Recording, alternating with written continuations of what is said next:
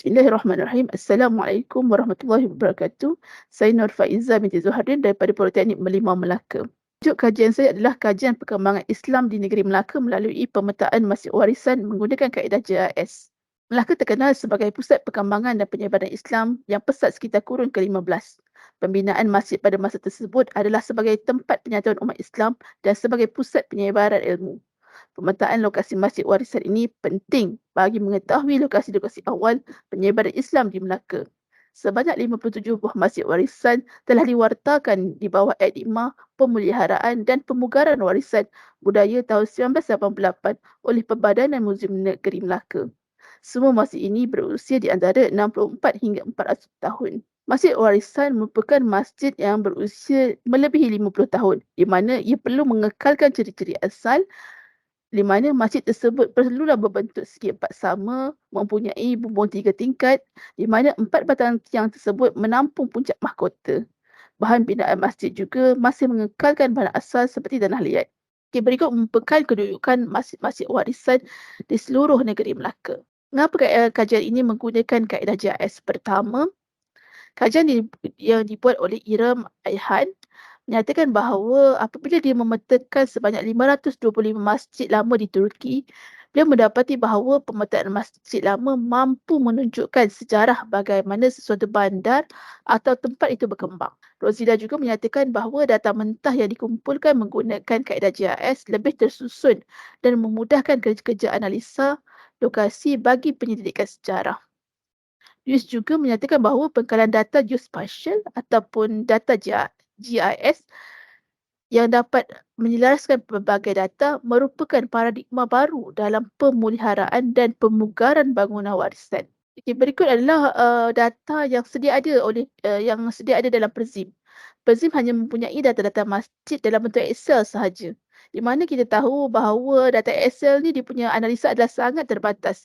Contohnya kalau kita boleh search masjid tertua, kita boleh search mungkin menghasilkan graf dan sebagainya. Tapi kita tak tahu lokasi kat mana masjid yang tertua tu. Kita hanya boleh tahu nama sahaja. Tapi dengan menggunakan GIS, kita boleh gabungkan kedua-dua data tersebut. Data spasial tu adalah data-data dalam bentuk map tersebut. Dan di samping itu juga, setiap maklumat ini kita gabungkan sekali dengan data sedia ada. Ini kita panggil database, kita kata. So, data map ni akan bergabung dengan database yang sedia ada. Contoh macam inilah yang kita dah hasilkan. Skop kajian hanya tertumpu kepada 57 masjid warisan yang terdapat di negeri Melaka sahaja. Perisian yang digunakan dalam kajian ini adalah satu, QGIS sebagai aplikasi GIS. Yang kedua, database kita menggunakan Microsoft Excel dan Google Site untuk menyediakan pembangunan laman seseorang bagi masjid-masjid lama yang terdapat di Melaka. Okay, metodologi kajian. Pertama, data berkaitan masjid-masjid diperolehi daripada dokumen-dokumen lama dan laman sesawang Perbadanan Muzium Negeri Melaka. Dan data-data peta dasar diperolehi daripada Jabatan Ukur dan Pemetaan Malaysia. Step yang kita gunakan dalam kajian ini, yang pertama, kita bahagikan data kepada dua. Satu, data spatial. Yang kedua adalah data attribute. Data spatial ni adalah lokasi.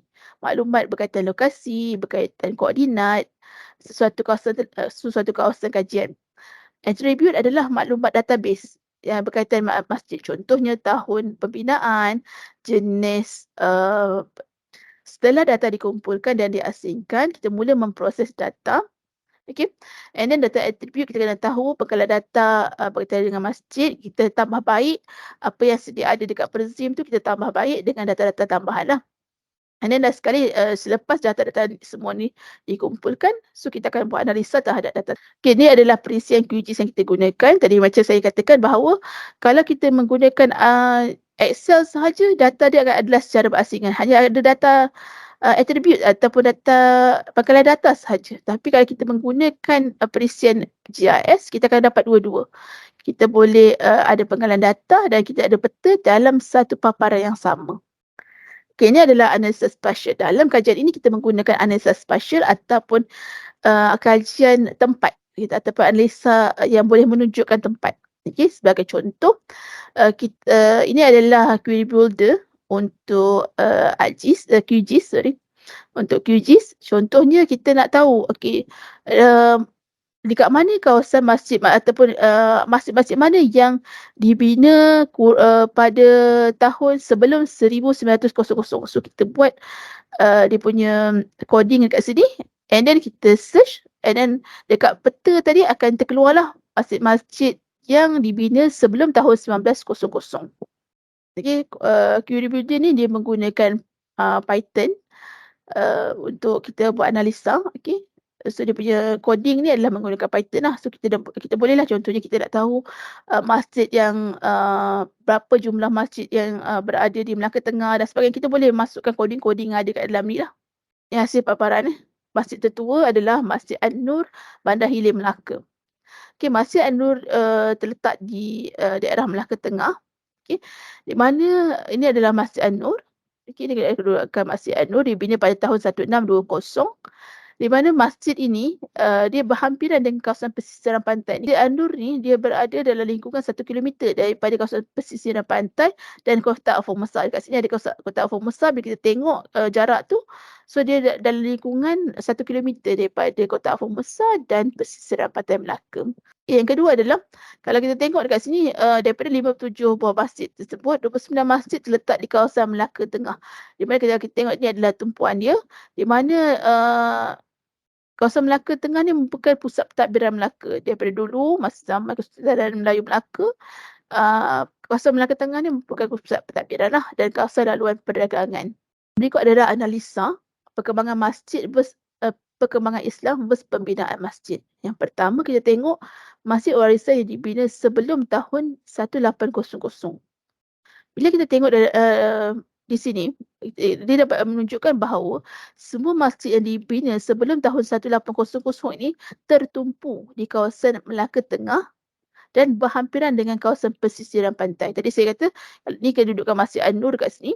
Okay, Masjid An-Nur ni dia berhampiran dengan Kota Afur Mesar. Ataupun kalau kita boleh tahu daripada sejarah bahawa Kota Afur Mesar tu antara pusat pentadbiran lah, atau pusat pentadbiran Melayu lama, dan dekat situ pun berhampir dengan kawasan tersebut adalah Istana Melaka dan sebagainya. So kita boleh tengok bahawa pada permulaan memang pembinaan masjid ni ataupun penyebaran Islam tu tertumpu di kawasan Melaka Tengah dan pesisiran pantai. Di mana kawasan pesisiran pantai ni merupakan laluan perdagangan utama. Okay, kalau kita tengok dalam sejarah pun bahawa penyebaran Islam ni berkembang melalui pedagang-pedagang Arab yang berdagang di Melaka. Okay, selepas tahun 1850 barulah Islam tu mula berkembang di daerah-daerah lain. Start dengan Alur Gajah lah. Dah start dekat Alur Gajah ada 2 buah masjid. And then selepas tahun 1900, okay, kalau kita tengok masjid-masjid yang dibina sebelum 1900, masih lagi tertumpu di kawasan Melaka Tengah. Okay, dia masih lagi tertumpu di kawasan Melaka Tengah dan masih lagi tertumpu di kawasan pesisiran pantai. Okay. Selepas daripada tahun 1900 tu barulah kita nampak, okay, perkembangan Islam tu dia dah mula berkembang di daerah-daerah lain secara sekata di seluruh negeri Melaka. Dekat kita tengok kat sini dalam peta ni, kita tengok okay, dekat Jasin dah start banyak masjid yang telah dibina. Dekat Alur Gajah pun sama jugalah. Okay, dekat kawasan Melaka Tengah ni pun dia semakin bertambah. So ini jelas menunjukkan bahawa Islam berkembang di Melaka bermula daripada kawasan pesisiran pantai. Selepas daripada itu barulah di start dengan Alur Gajah dan barulah ke kawasan Jasin. Ini merupakan masa sawang yang dibina untuk kajian masjid warisan ni lah. Secara keseluruhan, pemetaan menggunakan teknologi GIS dapat membantu penyimpanan data yang lebih efektif dalam bentuk spasial dan atribut. Lebih banyak analisa akan dapat dibuat. Pengguna dapat mengolah data yang ada mengikut analisa yang diperlukan. Bagi perkembangan Islam di Melaka, pemetaan masjid-masjid warisan negeri Melaka dapat menunjuk secara ringkas pola perkembangan Islam di Melaka. Perkembangan Islam telah mula berkembang ke daerah-daerah lain bermula dari kurun ke-20 berdasarkan jumlah dan lokasi masjid-masjid baru yang dibina. Daerah Melaka Tengah dilihat sebagai tempat terawal perkembangan Islam di Melaka, di mana banyak masjid-masjid lama telah dibina di kawasan tersebut. Pembinaan Masjid Warisan sebelum kurun ke-19 tertumpu di kawasan pemerintahan dan laluan perdagangan. Dasar penyebaran Islam bermula dari istana kepada rakyat jelata dapat dilihat dengan jelas apabila penumpuan kawasan pembinaan masjid adalah di kawasan Kota Lama Pentadbiran Melayu Melaka. Sekian, terima kasih.